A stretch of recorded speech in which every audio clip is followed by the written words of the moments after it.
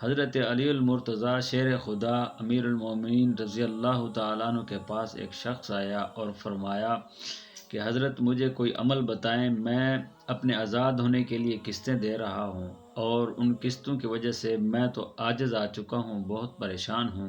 مجھ سے نہیں ہوتا، تو اس کے لیے کوئی اگر آپ شفقت فرما کر کوئی عمل بتا دیں کہ میرے لیے آسانی ہو جائے۔ تو حضرت علی المرتضیٰ رضی اللہ تعالیٰ نے فرمایا کہ میں آپ کو وہ دعا بتاتا اور سکھاتا ہوں جو حضور علیہ الصلوۃ والسلام نے مجھے بتائی اور سکھائی تھی۔ وہ مختصر سی دعا اگر آپ اس کو پڑھو گے